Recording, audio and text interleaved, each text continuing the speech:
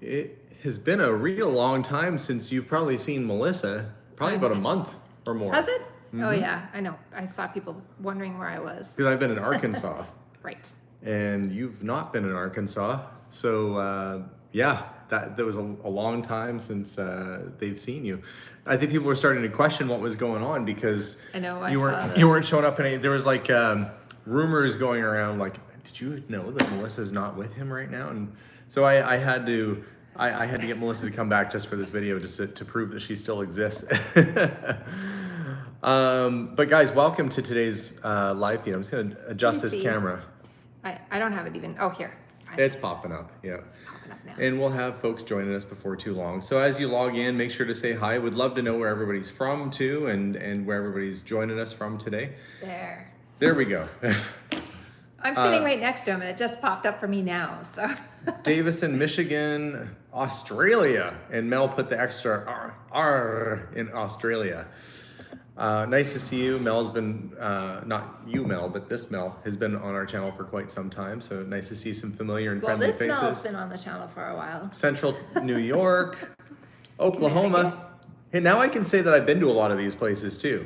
I've been Colorado, Oklahoma. I've been Arkansas, all over California. I've got to try and. I ended up buying one of those maps that you can scratch off the places. That I forgot you had that. Yeah, well, I went and I scratched off all the places I've been and thinking I was a world traveler, and then there's all these countries I have not been to. So I've got some catching up to do. So that's for later maybe. We'll do a little extra traveling. Not right now while they're watching? No, not right now. I have to say, I've really been enjoying Arkansas. That was a fantastic trip. I'm back home now, although there's one more. I think there's one more video coming out from Arkansas in the next day. What day of the week is it today? Tuesday? Yeah. Monday. Monday. So Wednesday, my final Arkansas video is coming out.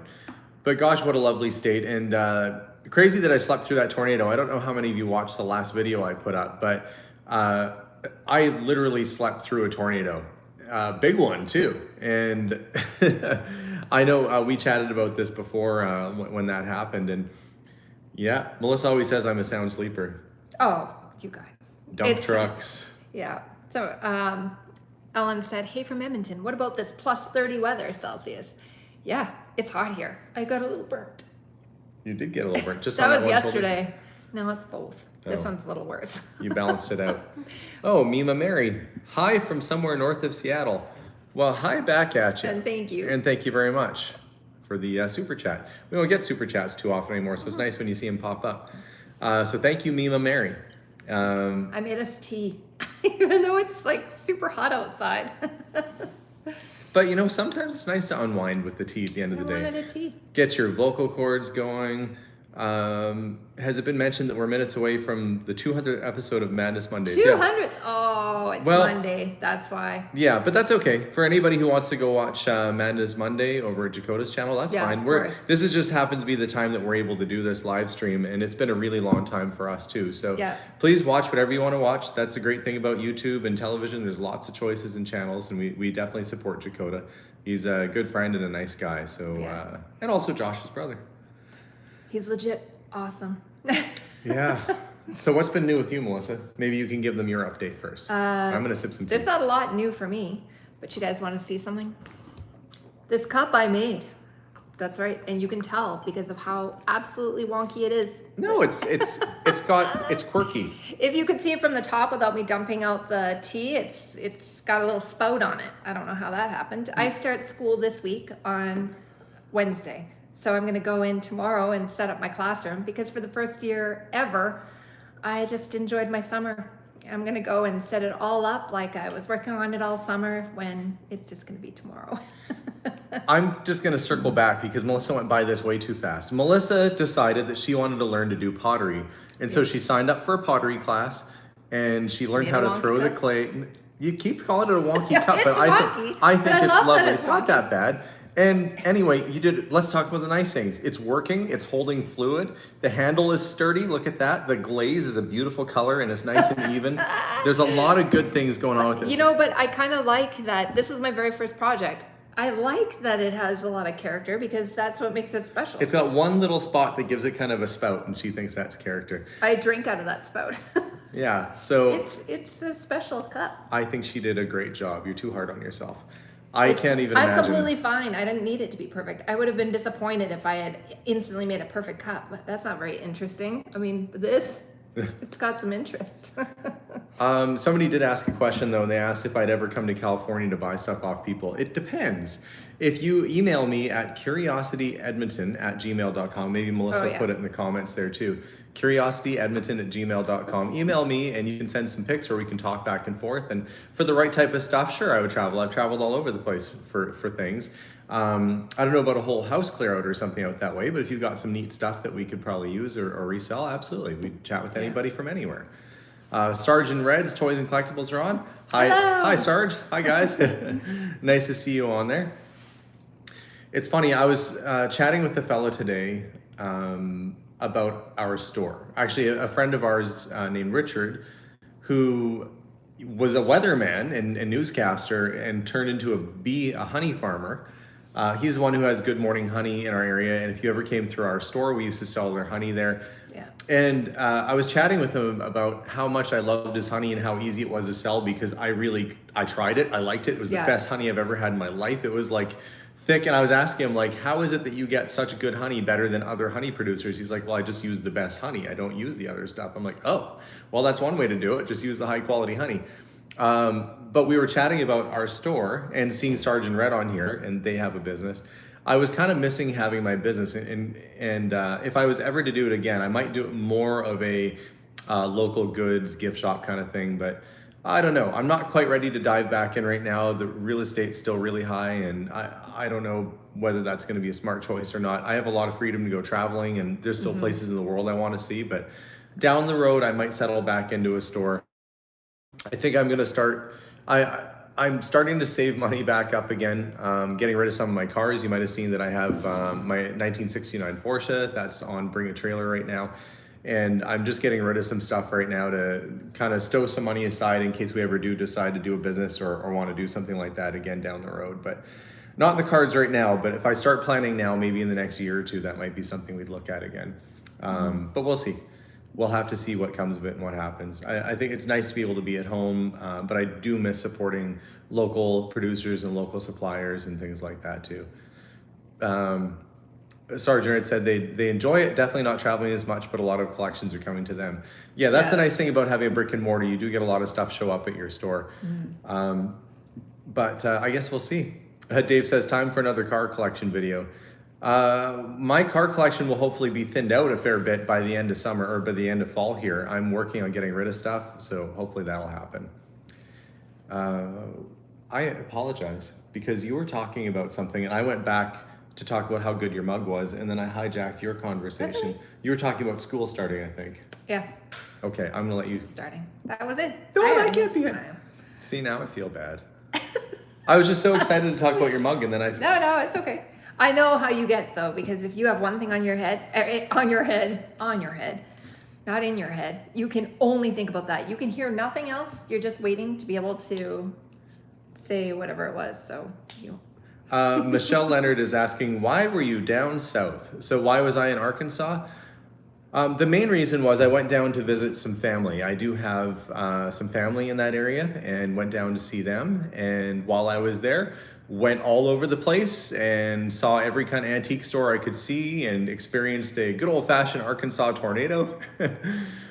I have to say, my favorite things in Arkansas were for sure going to the barbecue joints. Those were amazing, just great barbecue. You walk up, you get it, you can sit outside or you can sit inside, so really good barbecue. And the other thing I loved that we don't have here, and I know I've said it many times before, Andy's frozen custard. Just frozen custard in general was amazing. It's just a richer, creamier ice cream. I think I can make it. I think that I can just make it. Probably. You can have. I don't know, it was super good. I have faith in your abilities. Melissa, even better. Melissa is a wonderful cook and baker. I know she could probably make it, but it is nice to go to. Yeah, but when churned custard. It's different when you walk up to the counter and it's outside and there's a little bench to sit on and stuff. So anyway, really enjoyed my trip to Arkansas, and yeah, Manitou Springs in Colorado kind of reminds me of some of the areas in Arkansas.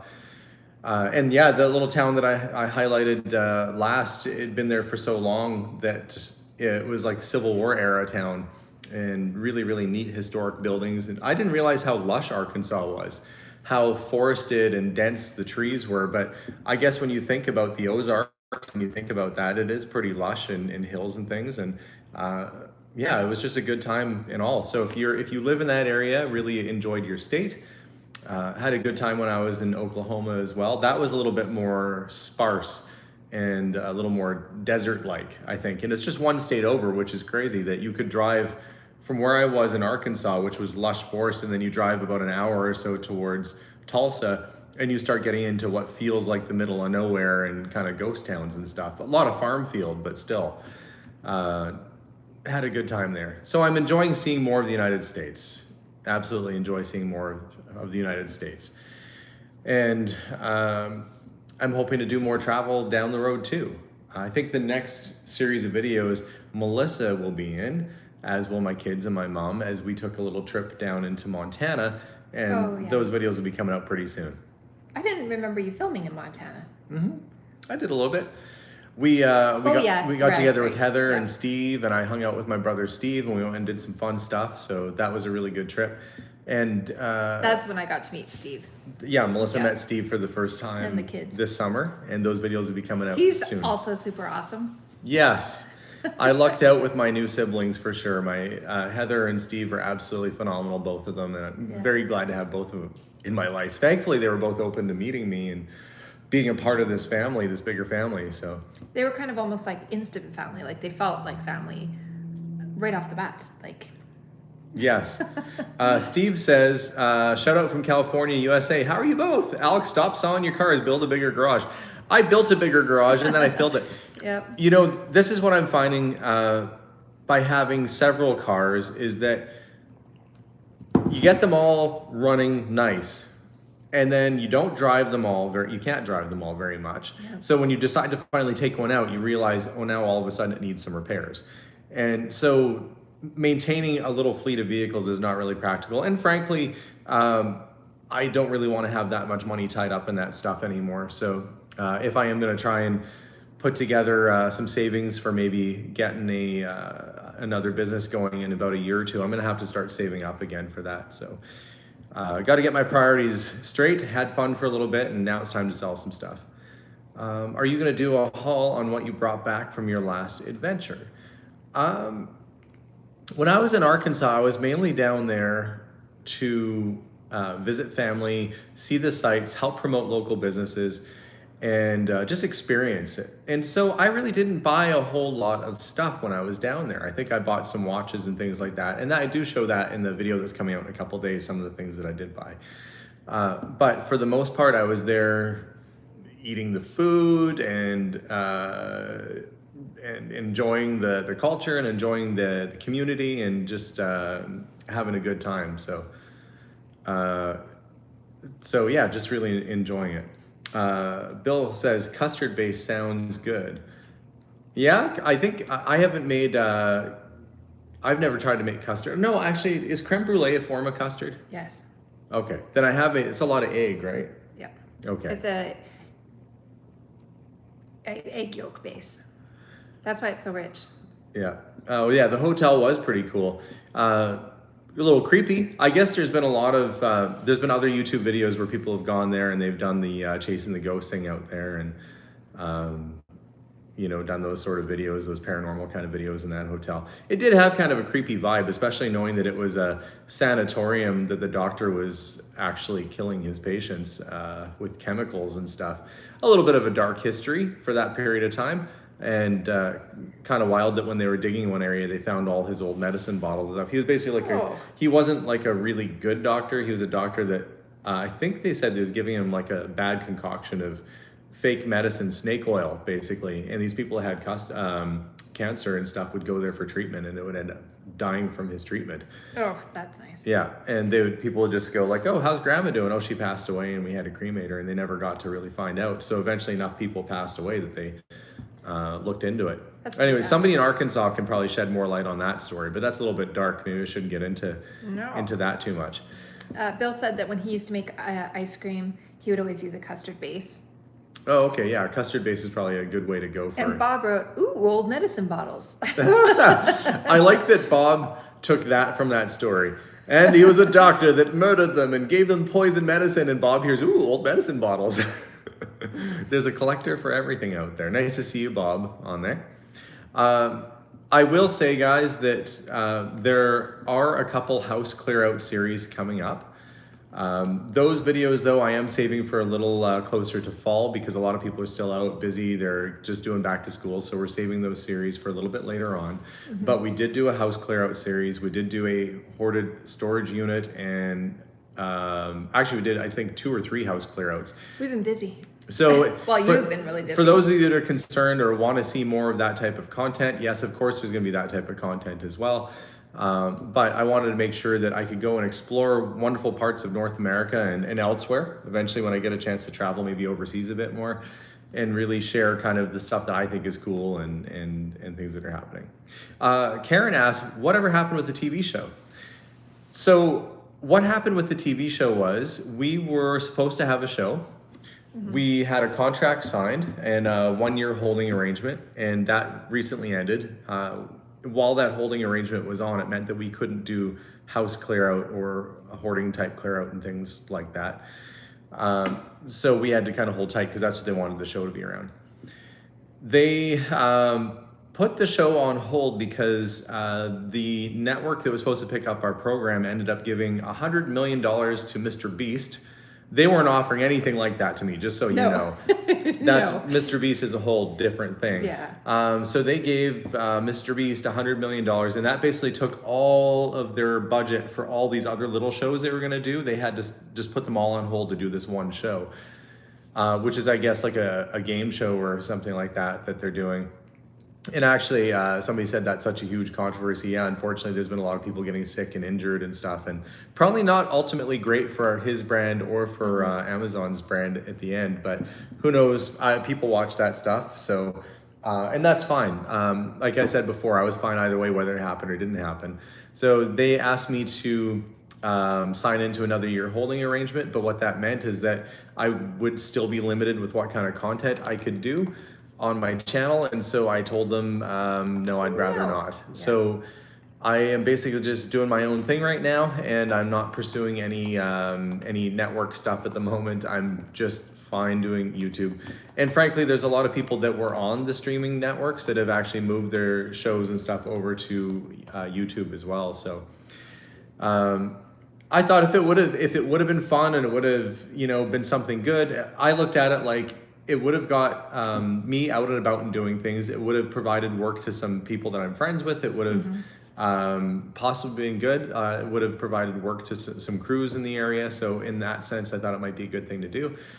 But at the end of the day, I didn't want to have to sign into another restrictive 1-year holding and then not be able to maybe do the show or do what I want to do on YouTube. So that's... Well, you'd be somebody's crew rather than your own boss.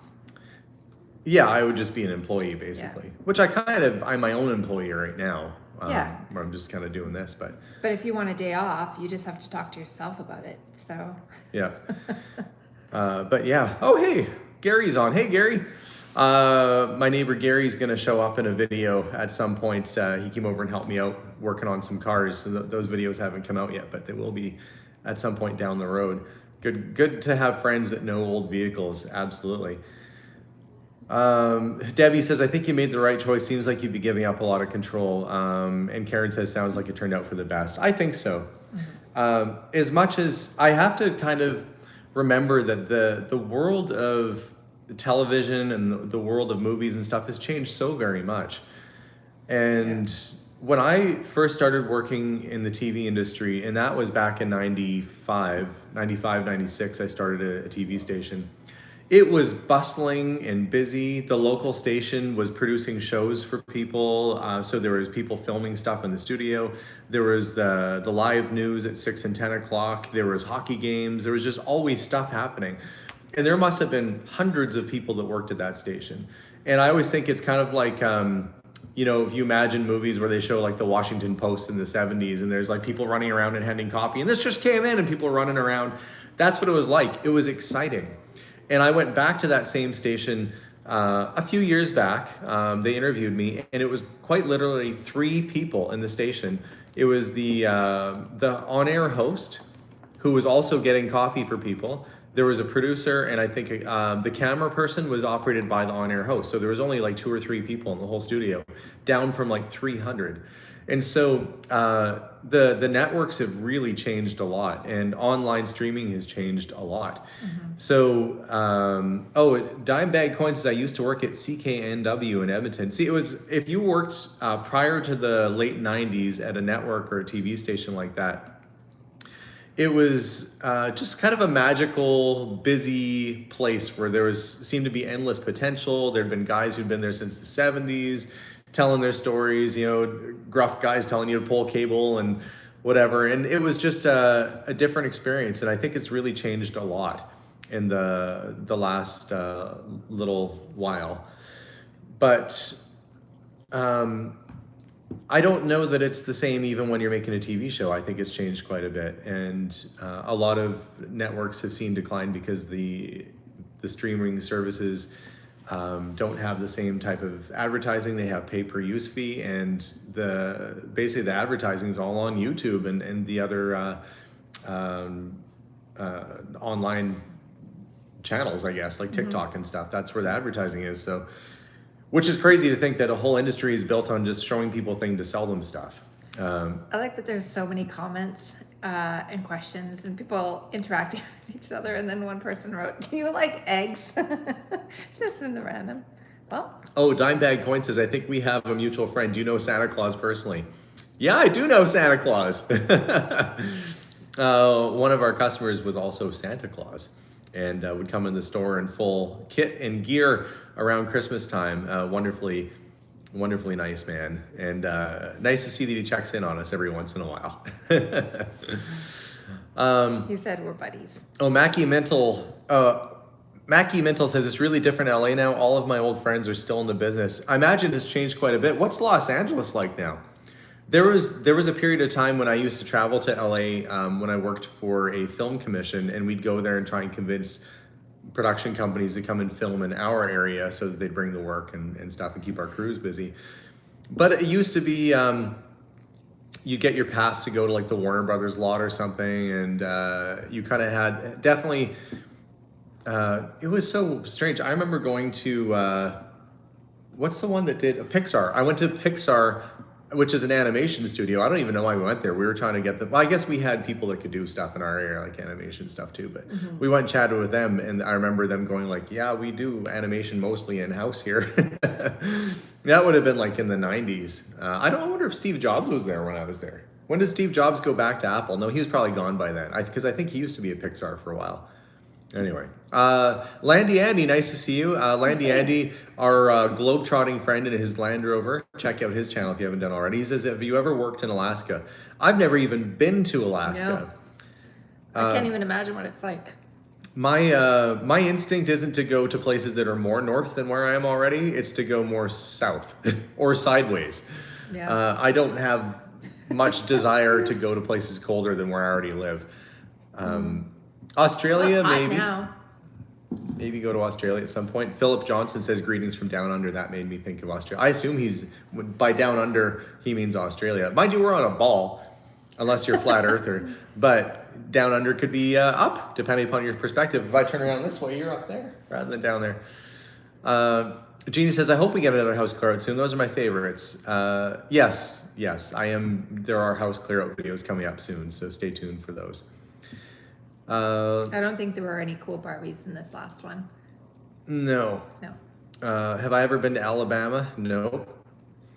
I should. Oh wait, have I been to a lot Alabama? of places, and I have barely been anywhere in the States. Where did my aunt Lori live? She was in the South, Georgia. Oh yeah. Yeah, and I was in Georgia only to switch flights. For whatever reason, they flew me down and went back. Landy Andy's in Peru.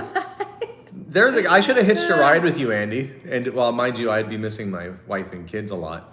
I should probably mention that I wasn't in Arkansas for a whole month. I just did a month's worth of videos while I was in Arkansas. So there was a lot of folks saying, I can't believe that Alex left his family for that long. No, and you were all gone that. like It was like a 5 week days. maybe. Yeah. I was gone for like a week. But I filmed like crazy when I was down there. Whenever I travel somewhere, I film a lot to try and make good use of my time there. Yeah. It is my job after all to try and do videos and stuff. Then it helps to justify the flight. And yours is flashing too. My screen, I don't know if all of yours did that, but my whole picture went white and then we came back. So that's happening. Oh, but how's everybody doing out there? Hopefully you guys are doing all right. Anybody find anything cool lately? Any treasures that you want to share and that you're proud of that you found? I know for me, I've been going around my house and just getting rid of stuff that I've had lying around for a while, like my rainy day collectibles that I was like, I'll get around to selling it someday. That someday has been now. So I've been very busy getting rid of stuff. Your old car is 1.5 hours north of me. Cracked me up when the video popped up saying it was in Sherbrooke. What, you mean my Ghostbusters car? You talking about that one? Are you in, it was in Montreal last. If you're talking about my old Ghostbusters car, I sold it to a guy in Montreal, so. Yep. Huh. I think he took the Ghostbuster stickers off of it though. I don't know if he left the Curiosity ink on it though, but. Hot in Arizona, work has me stressed, says Michelle. Arizona, I think is. Went to a dueling piano show at a bar, that would be fun. How was our garden this year? Embarrassing. But the crops haven't been doing great either. It was a really hot, dry summer here. It was, I couldn't even, what was it that radishes. I couldn't get radishes to grow. Radishes are one of the easiest things on earth to grow. The greens grew fine. I'm just reading some of the comments here. Patrick says he found a Mongolian well bucket. I'm sure that looks really cool. Yeah. Beth says her husband repurposed an old bathroom vanity into a huge, beautiful desk. That'd be neat. That's cool. A lot of times people go the other way and they take like an old desk and put a vanity in it. And he went the other way around and said, that's a nice vanity. Let's turn it into a desk. Bill got good tomatoes. No. Well, Bill has a green thumb. Yeah, he does. And he's probably been working that soil for a while and got it nice. We're gonna. Well, my tomatoes are starting to come up finally. I had blossom rot on some of them, so I'm crossing my fingers that that's not the case. Oh, Beth says her radishes went crazy this year. Our radishes didn't do so hot. It was weird. I was like, that's fine. It's radishes. They come up so fast. I just planted another row. Same thing. Just the greens came up and no radish on the bottom. Weird. And even the beets are tiny little beets. I mean, they're still beets, but. Allison said she got a collection of books from a person. So that's always fun to go through. Cleaning supplies. Roger says, hi from Kansas. Hope you guys are doing well. We are. Hi, Roger. Hi back at you. Apple picking started. I missed having, we have 2 apple trees, but they're too little to produce anything yet. So I can't wait till those start going. We got 3 plums on our plum tree. So hopefully that'll be better next year. We thought that the wasps were eating the plums or flowers or something off the tree. And then one day we didn't see anything all year. And then all of a sudden there was a whole bunch of fruit on the tree. Well, not a whole bunch. Well, like a handful of fruit. 3. It's more than we thought. Well, the cherries on the one in the front of the house, that did pretty good. Jim says, Alex still tap dancing? Have you been watching me, Jim? Do you know that I like to do jazz hands around the house when nobody's looking? Or when people are looking. Allison says it was a local auction. I have been to Seattle, yes. Melissa says that's the craziest city we've ever driven through with her. We got stuck in rush hour traffic on the main interstate there. But it was exactly also when our GPS stopped because we didn't pay for the cell service for that period. And it was just when everything was getting crazy, our cell service ended. So all of a sudden our map program was done. That happened all in Seattle in rush hour. Yeah. You know, there was like highways on highways, like the craziest. No, so crazy. CJ says, ¿Dónde está Hans? Hans is su casa. He's at his house. Actually, did I say he's at your house? We don't know where he is. Hans is at Hans's casa. He might be. We don't know if he's at home right now. What if he's... Yeah, true. He could be on a roof somewhere. He could be up a tree waving at somebody. Maybe they went somewhere. We just saw Hans maybe about a couple weeks ago, I guess. And he does make an appearance in an upcoming video, so you'll see Hans again. Oh, yeah. And hello from Sweden. Do you know that Melissa has Swedish ancestry? Does she look like she's got Swedish genetics? Yeah. Yeah, you think so? You answered my question. Yeah. It's funny because I was looking at, well, I mean, there's like Polish and Estonian and Sweden and or Swedish. Yeah. Oh, he was just in Josh's vlog apparently. Yeah. Do you want to grab that one? So What? I have been just trying to get stuff caught up around the house. Really trying to get the grass to come in the backyard. Hang on, let's show them. Look, that was all mud about a year ago. Mud. That was mud back there. And I've been working on that nonstop, basically trying to get the grass to come in. That's been the well, it has started finally raining too, so yeah, we had a ton of rain for a couple days there where it was just torrential downpour, and the grass is finally starting to come in back there. I had my first mow where the lawnmower actually seemed like it was struggling, and I'm like, oh, it left like debris behind too. Never has it done that before. Yeah. So it's taken 2 years to finally get grass to come in this yard. The last house clear out we did actually had a whole bunch of fertilizer, and we were able to utilize some of it in the yard here, and it worked out pretty good. Yeah, thank goodness. Bob, at some point we'll have to get together for a coffee. I haven't seen Bob the bottle man in a while. I thought I saw him drive by a while ago. I was in my old truck, probably one of the last days I was driving my truck before the head gasket blew. I don't know if you guys knew that or not, or if you follow me on Facebook. If you don't follow me on Facebook, I'm there. I have 2 accounts. One, the main one I use has a whole pile of subscribers on it. But I post a picture of me stuck on the side of the road with my truck. So I'm sad to report that my green truck, which is in the beginning of every episode of me going, ba-da-da-da-da-da, hi, I'm Alex Hardman, that's jazz hands when nobody's looking. That's my new intro. The Ford, I was on my way to take some stuff to the dump. It was a really foggy day. It was early in the morning because I wanted to get to the dump right when it opened. And I suddenly was losing power, and I'm like, well, that's weird. And I thought maybe I had a clogged fuel line because that's happened before. And then if I give it a bit of gas, then the fuel line has unclogged, or, it's gotten past it, and it's been okay. So I was driving, the truck started to lose power. I thought, oh, okay, that's weird. It must be bad fuel or something. So I gave it gas, and I heard a bang. Oh, not a good sign. And then the truck shut itself off. I had enough momentum to pull it off to the side of the road, and there's no shoulder really where I pulled over. So the driver's side was sticking out on the main road, and it's a 2-lane blacktop highway, and it's foggy. And I've just made a giant steamy mess out the back end of the tailpipe of the truck, so it's even foggier. That's quite the description. No, the engine didn't seize, Randy. It was head gasket went. What happened was I had a coolant line go, and then the truck overheated and it blew a head gasket. So the engine itself seems fine. I was able to replace the coolant line. I was able to get the truck restarted, but unfortunately it's blown white smoke out the back. So it's in the shop right now, getting fixed, and another reason why I am trying to get some stuff sold so I can pay to get my truck redone. But I will say, when I broke down on the side of the road, I pull off to the side, it's in the fog.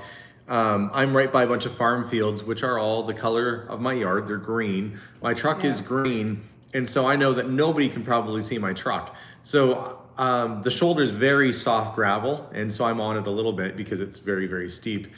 And I went down the highway, and I'm waiting for the tow truck, and I'm trying to flag people and wave at them and alert them that there's a truck broken down. So I'm there waving like this, and then kind of pointing, waving and pointing, so they know that something was there, because I didn't want anybody to get injured because my truck was broken down. Can't even imagine what they thought. Well, they would have known once they saw the truck, they would know that that's what you were saying. Even if I freaked them out and they're like, what's this crazy person on the side of the road? They were paying attention. I wanted them to just be alert and maybe slow down. And I wasn't so worried about the truck. I didn't want anybody to get hurt by hitting it. And they would have had to veer around my truck a little bit to go into oncoming traffic. So I want to make sure everybody was safe. And thankfully, I had a tow support vehicle show up. And what they do is they send a vehicle with lights, and then the tow truck itself comes, and they have the vehicle with the lights on, and it makes it safe so people slow down. Well, when he pulled over into the ditch, I saw his wheels go up off the ground, and I thought he was going to roll it. And the ditches were soft. Ditches were soft gravel, and he was really struggling to get back up, and he finally gets himself up. And so I go over and talk to him. So he's got his lights on now, and I said, I thought we were going to need a tow truck for the tow truck just a young guy driving, probably 20 something. He said, "Don't say that. That's happened to me before." Well, and it had just been raining too, so it wasn't just soft gravel. It was like, Yeah, it was soggy, it's when you soft don't gravel. drive with a truck in the ditch.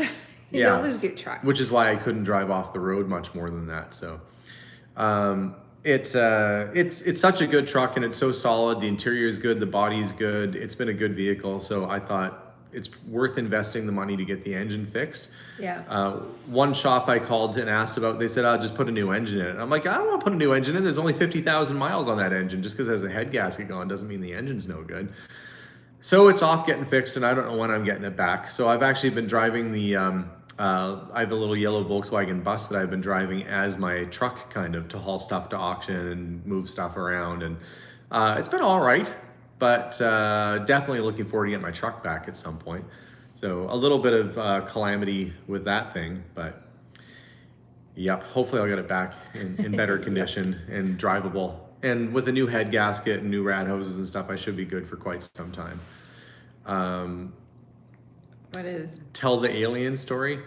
Oh, somebody asked, did I miss the story about the car that you sold to somebody in Vegas and something about an alien encounter?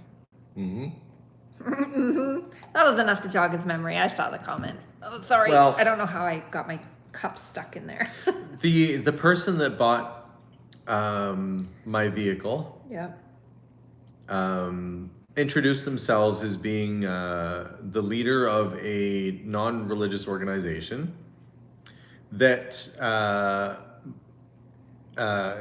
he is, or they are, I should say, not he, they, are the leader of this group of people that they say emerged from the center of the earth, and they wear a big diamond kind of stone on a band around their forehead, and they were apparently the base commander at Area 51. Now, there's no way to verify any of that because you ask them about it and they say the records are all sealed, but ask me off the record sometime and I'll tell you the whole story. If you see me out in public one day, just ask me and I'll tell you the whole thing.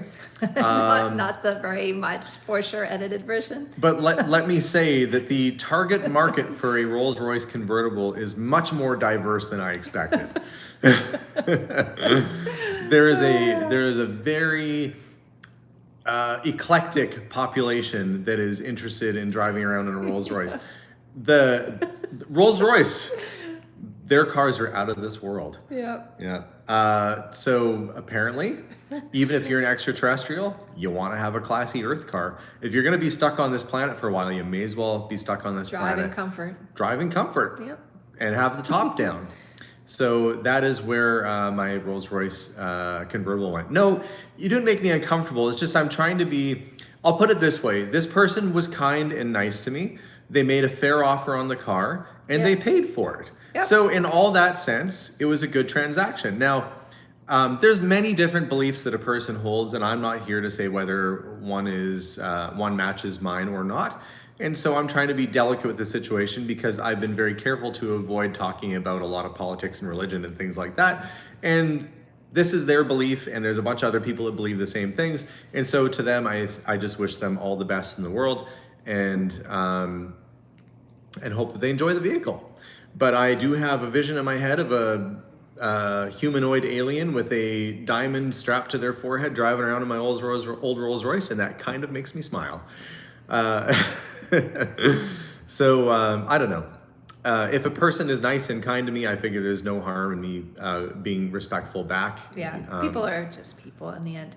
Yeah. I think it's important too that we do all have different beliefs and stuff because it makes things very interesting. And plus it makes us question our own beliefs and well, I don't know about that. Well, no, but I mean, I don't know about questioning my own beliefs. I would just say that but being open to see why people think a certain way. Not saying that I mean, I've heard some pretty out there things that are just out there. You gonna order a headband online? They sell them online.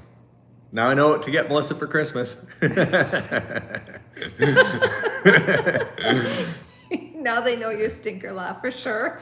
Anyway, you know, there are so many stories that I've had that I have not shared. I tell Josh the stuff that happens to me that I don't share with you guys. And Josh is always like, dude, you should tell that story. I'm like, there's no point. I mean, at some point when there's enough distance between me and the thing that happened, maybe I'll write a book but the things that have happened off camera and the people I've encountered doing this job have been, have added to the tapestry that is woven in one's life and made it a rich and diverse experience for me. I will say that. Sometimes good, sometimes innocently odd, and sometimes really unfriendly. But all the way around, it's been an experience, I'll put it that way. So somebody's like, I just joined in now. What did I miss? I ain't going back. You're gonna have to rewind. I'm sorry. I'm filtering my thoughts right now. Kevin says, hey Alex, did you sell the Porsche? No, it's actually the 69 Porsche is up for sale right now. I'm bringing a trailer. I think there's still 5 days left in it. That's a whole other experience. Generally, people are pretty good when they ask questions, but sometimes other people just get on, bring a trailer, and say all kinds of crazy, weird stuff that makes no sense. So the part of me that was a manager in the retail industry is like, right, I used to be handed what we would call escalations, the people who are upset. And there was more than one occasion where I had somebody at the Apple store that was mad about, like their phone wouldn't charge, and then you show them that they wanted a replacement phone, and then you just pop the lint out of the charger port, and you're like, it's actually fine. And then they get all mad. One guy actually snapped his phone in half in front of me because he wanted a brand new phone. Oh. And I'm like, it just had lint in it. He's like, snaps it in half, and the battery actually started to blow up. It was like steaming and expanding and blowing up. So we had to throw it in the fire safe. So I used to deal with those type of people. And when you're representing a company, especially a big one like Apple, you can't be rude or disrespectful to them. So I always, you just look at it, okay then. And the guy storms off. And all I think I said was, if you want to reclaim your phone, we're going to have to put it in the fire safe. They'll be waiting for you. And then you have to hold it for like a certain amount of time and then just dispose of it. And it's surprising how often that happens where somebody will actually have a full-on temper tantrum or fit. Yeah, an adult. And so sometimes those people, you would be surprised, sometimes those people have access to the interweb. And they leave comments in your comment section, whether it's on YouTube or whether you're selling a car or whatever it is. And so there's no reason to do that. Like, some people just shouldn't have access to things. So they should have like filters. Or they can only use a speak and spell, like a child speak and spell the internet.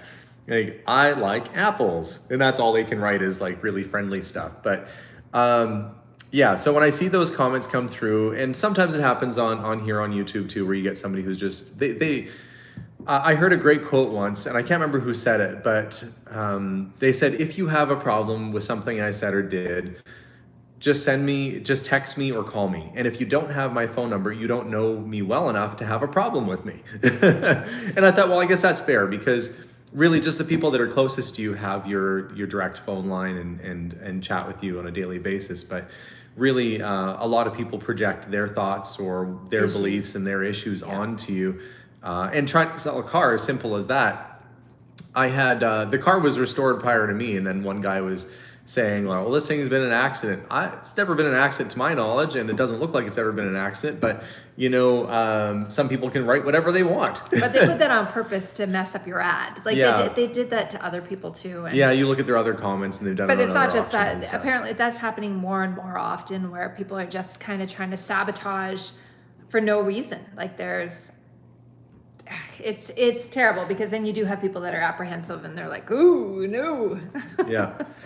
They said, don't feed the trolls. They keep coming back. It's true. My thought on that is, these are, when people are being extremely negative and they're putting themselves out there in that way, that's somebody who's really reaching out because they're lacking something in their lives. They're lacking human contact, or they're lacking some sort of emotional connection. And so they're trying to feed or gain power in their mind anyway over the comments that they leave. And so I do have a certain amount of empathy for it, because it is a bit of an illness. It's a bit of a challenge. And so you can't get you can't get too worked up about it. But on the other hand, you do have to stand up for yourself, and you do have to kind of correct people sometimes. Mm-hmm. And Stand up, and stand up. And on the other hand, there's a little bit of concern for those people. Not to the point where I'd want to go hang out with them, I'm sure, but enough where I go, okay, if this person is reaching out to another person in society, like somebody who would be classified as a troll, what would prompt somebody to act like that? And yeah, sometimes Karen says sometimes people are just a-holes. And maybe that's the case. Maybe they just have an attitude, but still, even so, somebody might be acting like that because they've had something go wrong or off the rails in their life, and it comes out in other ways. So there is a bit of empathy for that, and I try and take that into consideration when I'm responding back. And again, some people really just don't know us, other than what we're like on YouTube and how we present ourselves when we go out in public. But it's just one of those things. You just have to take a breath and not respond back right away. Try and have some empathy for what that person might be going through, and just address the core situation. So on my Bring a Trailer auction, this guy said it had been restored, and in one spot of the rear end of the car, they used rivets instead of spot welds. It should be spot welds, not rivets. It's still good, but it's just not the way it was done for that particular year. So he jumped to conclusions and said the car must have been in an accident, buyer beware, all this stuff. Never been an accident to my knowledge. I kind of just said basically like, well, you've never seen the car, you've never met me, so it's unfair of you to say that. And as a response, I posted a whole pile of pictures of just how solid and how straight the car was in the back area so people could see. And that really it kind of stopped that conversation, because it's like, I'm not hiding anything. Yeah. You are making a claim that you have no grounds to make, and so you have to rebut the claim. There's no point arguing with the guy. Just, okay, this guy thinks that that's what happened. I'm just gonna have to prove that's not what happened. So you get up underneath, you take all the pictures, show that it's straight metal, there's no weird stuff going on, and then you just move on. And so that's kind of my general approach to it, is that when you have somebody who's being really negative, you just try and listen to what their core issue is. So even though he was being extremely rude and disrespectful and negative, he had concerns that their car might have been in a collision that was not disclosed, which was not my intention to not disclose anything. So then you just kind of go up and you try and address it. Shirley wants to know if you're back to school tomorrow, Melissa. Well, I don't have a class tomorrow. I start Wednesday with an actual class, but I'll be in my classroom setting it up all day tomorrow. Only because I waited till like the last minute. It's pretty much ready to go. Will W says, any reason for selling? So Will, are you wondering why I'm selling that particular car, or why I'm getting rid of something? I guess I'll answer both. One is, in the last year or so, I've picked up cars that are so unusual. And if you haven't watched the video where I interviewed Toli Arutunov, who is a former race car driver, I ended up getting a really cool car from him that is super rare, and he'd raced it and has all kinds of race logs in history. I love it because nobody knows what it is. It's not pretentious. It's not like driving a brand new Lamborghini. I'm not saying if you have a brand new Lamborghini, please know I'm not calling you pretentious. I'm just saying that that's pretty flashy. It's a cool car without being flashy, and that's kind of what I like. The 69. Some people like the flashy. Some people like the flashy. Yeah. They do. That's not really my style so much. I like cars that I think are art. I like cars that have a neat history, like this car, the Lancia that I got from Toli. Is that what it's called, a Lancia? Lancia would be how they'd say in Italy, but in North America they would say Lancia. But I got reamed for that. Somebody said, it's Lancia. Okay, true. Depends on where you are. People say things different. But either way, that car had race history. It's a lightweight. It's a Zagato. It's a cool car. Nobody's ever seen one. So when you go to a car show, nobody knows what it is. So when I look at a vehicle, what I like about a vehicle is I like curved lines, aerodynamic. I like that somebody had to sculpt. It's like looking at a sculpture. And so those are the type of things I want to hang on to. I like that car too. And so the vehicles that I have that I would consider like a production vehicle, like the E-Type Jag, as beautiful as it was, or the Porsche 911, as popular and as beautiful as they are, is still a production vehicle. And frankly, I've got too many cars and I got to get rid of stuff. So the ones I'm hanging on to are the weird ones. Yeah. My very favorite car is a 1962 Alfa Romeo Sprint Speciale. I think that thing is stunning. I love it. It's beautiful. And I'll probably post a picture of it at some point if I haven't already. Yes, I have owned a Volvo P1800 and I loved it. It was a great car. Was a cool car. I liked it a lot, and I would certainly own another one as well. So yeah, I'm just thinning the herd out a little bit and trying to get cars down to a few cars that I think are really special and unique, that when I go to a car show or something, that you can show somebody something that they haven't seen before. I went to a really big car show here this summer, Rock in August, which happens in St. Albert. And I say really big, about 1,000 cars show up to that show. But what I noticed the last time around is that out of the 1,000 cars that showed up, 500 of those cars were Mustangs. Yeah. Very popular classic car, but it really lacked diversity at the show. I was in a sea of Mustangs and Corvettes. And that's what I want to avoid, is being kind of, it's like a Mustang, and if you have a Mustang, I get it. They're a nice car. I liked it. I had a 68 Mustang myself. I've had two 68 Mustangs. I like them just fine. The problem is they're like blue jeans. Everybody's got one. In my neighborhood alone, there's 4 classic Mustangs sitting in garages right around me right now. And so they're just kind of a common classic car. And if you're really I consider myself a car guy. You want something a little bit different, a little bit unique, and you want to show people that there's other types of things you can drive and enjoy and have fun that maybe isn't the normal thing that you see. Never owned a Sunbeam Tiger. I have a friend that has one and he quite likes it. It's got a V8, a Ford V8 in it, kind of like a Cobra. They're a great car. What model was the Hercules you came across, and did you sell it already? The Hercules motorcycle that came out of a house clear out that we did last year, the year before. I did sell that bike actually on Bring a Trailer. So if you look me up on Bring a Trailer, you can follow my ad for the 1969 Porsche that's on my Facebook feed. You'll see what it sold for. I think it went for like $2,700 or something like that. It only had, I think, something like 11 or 12 original miles on it. But they wouldn't list it as that, even though it had the original tires and the nubs were still on the original tires, like it had not been ridden ever. They said, no, well, we can't say that, so we're going to put true mileage unknown, even though it was probably one of the lowest mileage Hercules dirt bikes out there. And I think it was a 250, if I recall. Anyway, it's gone. It has sold. Are your one-off cars expensive to insure? No, when it comes to insuring a car, like with Haggerty, I apologize if I'm talking car talk right now. I'll move on from cars in a minute here. So if you're not really into cars, we'll move on in a couple minutes here. It's all based on what the value of the car is. So you can have a car that's the only one in the world, but if it's only worth $1,000, they're not going to charge you a whole lot to insure it. It's all based on what the resale value of the car is. So they're not necessarily any more expensive to insure than anything else. It just makes it a little bit more unique. I hope that answers your question. Mike says his friend just restored a Pantera. I quite like those. Those are cool. Italian design, Ford drivetrain, beautiful car. That is one car I would own, would be a De Tomaso Pantera. That is a car I think I would happily have in my fleet. And they're not super common. You don't see them around too much. Bat says that was a super bike. Congrats on the sale. Yeah, it was a very neat bike. Let's see. A lot of people's first video was the Potter House when they watched. Yeah, actually my first video that actually did well for us was me going to collect a Mercedes-Benz ambulance from a junkyard. So if you want to go back and see my first big video that I ever did, you can sort the videos on my channel by most viewed to least viewed. If you look for one and it shows a rusty ambulance on the back of a trailer, that was my first video. I did a road trip with my mother-in-law's boyfriend, Charlie.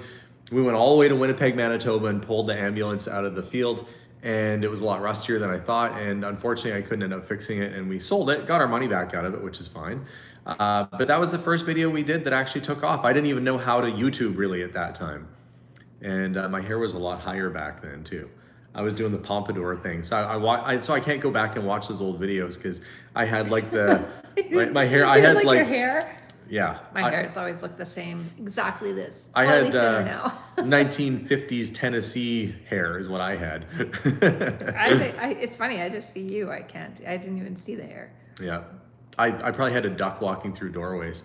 Anyway, But you're also tall. not that tall. Not tall enough that my hair would dust the middle of. I should look around our house and see if the top of our door frames have one little dust spot clear in the top of them. My hair swiping. But anyway, that was my first big video. It was a car video. And so when people are like, how come you're doing car content or travel content? I've always done car content and travel content among the other house clear outs and storage units and unboxings. That's kind of just like the whole theme of our channel has always been taking you guys along on what is happening in our lives, whether it's opening a store, or closing a store, or buying antiques and selling antiques. We just bring you guys along on what's happening in our world. Yeah, it's our real world. Yeah, and for the most part, you know, I have an interest in things that in history. I have an interest in vintage items. And so we share a lot of videos where I'm going to antique stores or historic places because I think it's cool. And that happens to be what I'm doing. And I wouldn't do a video on going to visit a corn cob festival. Maybe I would. I was just gonna say, maybe that'd be all right, actually. I would want to go. You better invite me. Yeah. Anyway, there's things that other people do on other channels that are what they're into, and I do the stuff that I'm into on this channel, and so we kind of just share the stuff that I'm into. But the thing is like, it's just like anything. When you're sharing anything with other people, some people are gonna love it, and then there will be direct comments, right? I love this. This is the best ever. I love these type of videos. And underneath they're like, unsubscribe, worst day ever. Yeah, you can't make everybody happy. No. I think you just have to kind of do your thing and do your content that works for you. People that are going to come, yeah. Somebody asked, how are the Ukrainian families doing? My friend Greg lived in the same building as them up until recently. They all had jobs. I will give it to them. Those people that moved over here from Ukraine because of the war, they worked really hard to find jobs right away. Mm-hmm. So they got jobs, a lot of service sort of industry jobs, but I drove by that building the other day, and one of the guys that we helped out, and he came here with nothing. I saw he was driving a Mercedes. Now that doesn't mean anything, because you can buy a Mercedes for like $5,000. It's just, I was like, hey, he's enjoying Canada. He's got himself an apartment. He's got himself a job now. He got himself a car, and he can feel safe. It was an elderly gentleman that had moved over there. So yeah, as far as I know, they're all doing really good and contributing to our local economy. And somebody, I will say this though, and I don't get into politics and stuff, but people were saying, why don't you help people in your local area? Why are you helping these refugees? If a person moves here, they are people in my local community, and there are people in our local community that probably would like to have somebody show them some kindness, considering the circumstances which they just came from. And there are all sorts of horrible things happening everywhere right now. Yeah. So I think if everybody has an opportunity to try and show some kindness to people who want a better life. Yeah, just showing kindness, even just being kind. And we have certainly helped people in our local communities too. There's things that we do that we just don't put on YouTube, because you don't want to just be doing that all the time either. I think it's important to do good things, not always with the camera rolling, because it's our real life. When you're helping people, you're doing it because it's not only the right thing.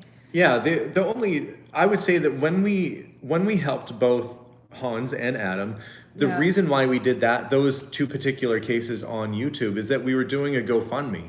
Yeah. And so we really had to spread the word that we were trying to raise money for them. We needed everybody's help. And without it, we wouldn't have been able to have our community that watches come together with us and help really change for the better 2 human beings' lives. And so when we do something like that publicly, it's because we probably need to reach a wider audience to do it. Yeah. But that's not to say that Melissa and I don't do things for our community and help people. Melissa's very involved in community with the Community League and helping people all the time. It's just not things that we really need to have a big reach to try and do it. So not everything needs to be on YouTube. And I really believe that when you're doing a video, you have to go deeper to help somebody than just like, we took a guy off the streets and gave him a haircut. That's not actually going to help somebody. You have to try and find their family, try and get them to reconnect, get them back in a space where they can be taken care of, a space that's stable. It's a lot of work to actually make impactful change with somebody. Mm-hmm. So we don't do those sort of videos. And I hope you guys understand that we do care about our community quite a bit, but we do it when the time is right and when it feels natural, just not going out there to do it just because we want to do a video. We do it when the opportunity presents. Anyway. Yeah. They're still talking about the corn cobs. Everybody's talking about an eater of corn. Listen, okay, well, we don't eat corn cobs, we eat the kernels. right? The corn cob's like the corn core. Yeah. Did horses and cows eat the whole thing? Do they eat like the cob? Because you never see like a cow like rotating. What's that cow doing with its little paws up, its hooves up? I don't think I've seen them eat a corn cob, but I'm sure they would. But there is cattle corn, right? Yeah. They feed them, so they must just chuck it in there and shuck it. I don't think they do that. I think they use it in the seed and stuff. Like they process it. Oh, you think so? Like they grind it up? Well, I know so for sure because it was in the chop. Oh, I guess so. Silage, yeah, I don't know. I've never been a farmer. But you guys have you seen a squirrel when they're with the spruce cones? They eat spruce cones like a corn cob. That's true. And they even have like a little corn cob thing they throw off to the side after. What? I love corn on the cob. Oh, I thought somebody was saying that they eat the cob itself. No, I don't think that would be very good. Corn cob pipe and a button nose, says Bob. Yeah, I found this old store display once and it was all corn cob pipes. And I was like, oh, that's kind of cool. It was still on like the cardboard thing where probably wasn't a super expensive pipe if you're buying a corn cob pipe. But yeah, cattle corn or silage is the whole corn stalk that's been dried ground up. Yeah, it was. That makes sense. I remember the corn was in the chop, so. Yeah. There's been so much going on. Like we really haven't done a live feed in probably over a month. It's been probably a month and a half, 2 months since we've done a live feed.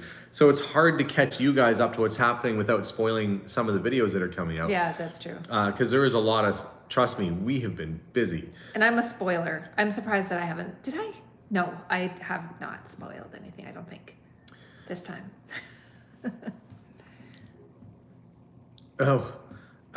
Somebody said there was an explorer and he was looking in an old outhouse next to a church and it was full of corn cobs. Yeah, could you imagine? That's what they use as toilet paper in a pinch. Oh, how did I miss that? Not the corn cob. Yeah, the corn cob. Why wouldn't it be the corn husk? It wouldn't be the corn cob. I'm pretty sure they use the cob. Okay, let's settle this disgusting. Listen, so. Yeah, but maybe with the cob you can rotate it to a fresh side. No, what? Listen. If Alexander and I were in a bush, for sure my butt would be cleaner because I'd use the husk. Well, first off, the farmer would wonder what we're doing in his cornfield. What are you two doing out there? We had to go. Why are you in my field? Oh, look. Yep, Alex is right. They use the cob. Gross.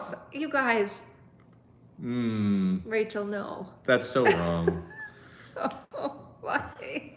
It's like so weird. You eat the corn and then you deliver it back from whence it came. Return, cob! Like, and then return to your home. Oh, that's so gross. Oh, I feel like we've had this conversation before. No, I don't think we have.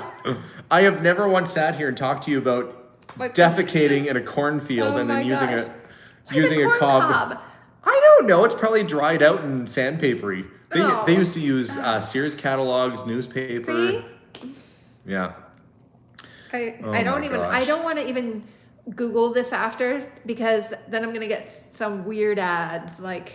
Hey, toilet paper is an invention that we take for granted, but prior to that, I think people were using whatever was at hand, literally sometimes. Dried cobs are very absorbent. Oh, yeah, that's a thought I don't want to think of. So what would you do? It's Curiosity After Dark now. I'm trying to envision this. So you really got to go to the bathroom. No, don't you go out there. Would you have like, you know how in a fancy bathroom they'd have like the toilet paper ready to go and like a bouquet? Would they have like a bucket of dried cobs sitting there next to you? Yeah. Like, go out and restock the cobs. I think at that point it would be better to just like do like the dog and drag. On what? Just on the ground. On the grass? What, leaving a trail from the outhouse back to the house? No. No. These corn cobs are in the outhouse? Yeah, I think the corn cobs would be in the outhouse. This is not right. It would be like, I'm imagining like a metal pail and it's full of dried cobs like their toilet paper roll. I'm never going to be able to look at corn. And probably some magazines. You'd be like, the same way. Penny's is having a sale on loafers. And then you'd use it. And people are always talking about the good old days. The good old days. Yeah, anyway. We had an outhouse when I wasn't just that They still have an outhouse at your mom's farm. No, there's no outhouse. It's back in the bush. Oh, like in the field? Yeah. That one? Not by my mom. No, there's still one back in the trees, isn't there? No, that's I don't think they ever tore it down. There's one in the far field, like. Melissa, so if you don't know this, Melissa grew up like Little House on the Prairie. Yep, we carried water up from the spring, legit. Yeah, and they had an outhouse. She grew up like a pioneer. And they heated but I was a kid. So I got to do the pioneer part of like just sitting back while my parents did all the work. So I mean, we helped carry water, but. How did you heat your house? Fire. They had a wood stove. They'd have to go chop down trees, buck them up into like little cords, and they got water from a spring, so they'd go and take a bucket and bring it up to the house. And it was up a hill, like it was not both ways. So winter was terrible for carrying water up. I kid you not. We've been in conversations with senior citizens who are like, when I was a kid, we used to have to heat with the wood stove. It's like, yeah, I did too. Big deal. Like they're trying to tell the hardship stories. And Melissa recently we heated our bath water on fire. I'm like, yeah. How else would you heat it when you only have a wood stove? Well, there was electricity in that house, but we used it for, we eventually got propane. But you never used a corn cob. Never used a corn cob. Spoiled modern city girl. Yep. Her outhouse had toilet paper, so there. Yeah. So there's your luxury. So anytime you think corn cobs don't burn. Yeah. What? Conversation says Gretch. Yeah. We used to live in a shoebox on the side of the road. Mm-hmm. Well, are you a mouse, Mackie Mintle? Is this a Stuart Little story about to happen? I think so. Yeah, our main heat is a wood stove, says Amanda. Actually, I will say it is really cozy to be in a house in winter that is heated with wood. It just has a nice, natural kind of heat. It smells good. Like, you don't get the smoke, but you do get like sort of that campfire aroma a little bit. It is nice. It is. I really do like a campfire. They still heat with wood stove. With the wood stove. Yeah, her mom still does heat with the wood stove. But we also have propane, so if it gets down to a certain temperature and they're sleeping, because you need to get up in the middle of the night to restock. Oh, Sandy's asked this a couple times, and I don't want to tell her that I miss it. Sandy wants to know what happened to the giant box of comics I sent to New York. It was more than a box of comics, Sandy. Oh, yeah. It was 2 pallets of comics. We did that auction several years ago, and we did make some money on it. It took them a while to pay me, but they did pay me, and those are all gone and done. I feel like they could have done a little bit better job separating out the lots of all the movie posters, because they just put like a box of 100 movie posters, and some of those were probably worth a fair bit of money each. Yeah. And so some of that stuff, some resellers probably got a really good deal. But I will say that when I sell something, it doesn't really bother me. I'm happy if somebody else can make some profit off of the things that we sell. A lot of times that's what I do. I buy a whole bunch of stuff at a discount because I'm buying a whole bunch of stuff. I piece it out into lots at a lower price, and it goes, and those guys will probably piece that out even more and resell it. So I've made some money, the next person can make some money, and it's all gone and done. I would rather see something gone than sit on it for years and years and years. I'd rather make a quick nickel than a slow dime. Jean says, you're such a cute couple. How did you meet? Do you want to tell the story, or do I tell the story? Maybe you can. We'll both tell the story, but you start. Okay. Once upon a time. I was in high school, and I was in biology class, and there was a girl that sat in front of me that wasn't Melissa, and she wanted to be my lab partner for dissecting cow eyeballs. You know, cow eyeballs really brought us together. I was dissecting a cow eyeball for biology class, and this girl named Helena was my lab partner. And she said, well, why don't you come over and we'll work on, we had like to do a report or something like that. She said, why don't you come over to my place, we'll work on the report. And so I went over to her place, and guess who was waiting there? And there was a Melissa there. Yeah. And my dad was dating Helena's mom. Yeah, her dad was dating this girl's mom. And so I went back to this girl's house to just work on the lab assignment. I will say that definitively. It was just a science. She was just a classmate. It was just a science project. But Melissa was there, and Melissa came up and was like, "Oh, how's it going? How do you know her?" And then she started. What was that? Have you guys ever watched on Bugs Bunny where there's like that female? You're talking about Henny Penny? That's Foghorn Leghorn. And she's like, "Oh man!" Yeah, that was me. I just poked my head around the corner with a pot of macaroni. I'm like, Are you saying you're Henny Penny? Yeah. Oh man. Oh man! I say now, settle down now. See, hey now, child, settle down. Anyway, so that was how we met. Apparently, and so I became friends with this girl, just friends. And I'd go over there, and Melisa'd be there, and she'd say, "Oh, I heard you know how to play guitar," and she'd come sit with me. And look at her face even now; she's even remembering. She'd go, "Oh, can you teach me some chords on the guitar?" And I'd go, "Sure." And then she'd like kind of cuddle up. And but you taught me like battling banjos. it's dueling banjos. Oh yeah, Thank yeah. you very much. Yeah, dueling. Did I say battling? Well, they could battle too. Battle. That might be more interesting.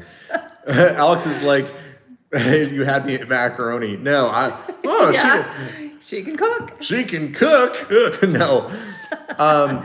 So we kind of, we weren't dating at that point, but I moved away to a different city, and I had come back into town to visit my parents or to visit somebody. Maybe my brother or something. It was right before you left that I saw you. Oh, right. Some pictures developed. Do you remember when you used to go to like Walmart and get photos developed? It was at Walmart. Yeah, I was getting pictures developed at Walmart, and Melissa ran into me. Were you there by yourself? Yeah, I don't know what I was doing, but I saw the top of Alexander's head, and I thought, and so I went to go see if it was him, and sure enough, I ran into him, and it was meant to be. And she's like, just because you're moving away and you're not friends with Helena anymore doesn't mean that you and I can't be pen pals and stay in touch. Wink, wink. Yeah, and so we wrote each other. I used to write her letters, and I'd do little drawings, and then she'd write me little letters and send them back. You sent me like a little arrowhead one time, I remember, and a little... Oh yeah, like stuff that I found that I thought was cool. A little yin yang, like a necklace. Mood necklace. Did that fall down the drain? No, you know where it still is to this day? Where?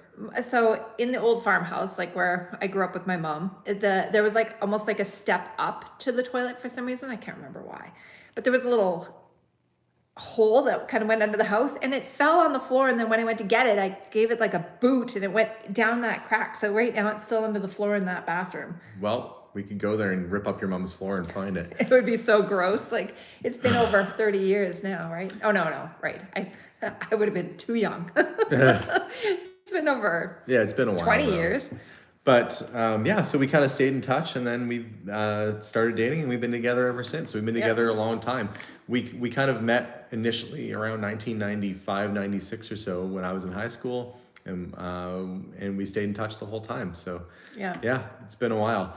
Amanda says, "How are your kids doing? What are their plans for the school year?" Well, you can answer the kid one. Yes.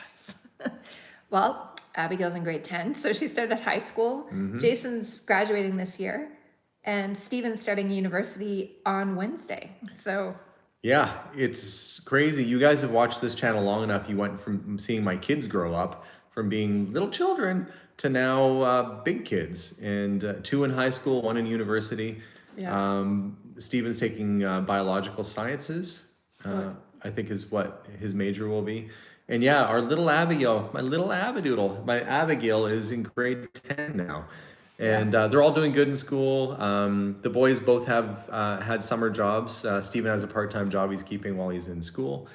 And Abigail, no job yet, but she is 14 after all, so we don't expect her to go out and earn her living. But I will say this, our approach to it is that our kids have had allowance. If they do work around the house, they do get allowance, but it's not a whole pile, because it's stuff they should be doing probably anyway. Well, we have a system like I personally don't like when kids only do chores for money. So we have understanding that we're a family, we're a community, and we are all responsible in making this work. So the kids help with the dishes, they help with the laundry. I mean, not help, they do the laundry, they do the dishes, they cook. Abigail just made cookies even. So they have that, and then there's sometimes there's little extra things, and sometimes they'll work for us too. Like sometimes they help us out with the clear out. If we're doing a clear out or something like that, we pay them as an employee. Yeah. So but we don't. They're really good at helping out and contributing to making. I mean, you guys know running a house is work. So like if Abigail says like I really want money for this or that. And she's too young to have a job, we'll say, well, there are some chores that can be done that we can pay you for. Like extra if you're willing to do these things. And sometimes it could be weeding, sometimes it could be helping us at a house clear out or something like that. Yeah, there's never ending weeds and an acreage. Yeah, and with the boys, you know, it's if you want to have extra money to go out and do stuff, you go get a job.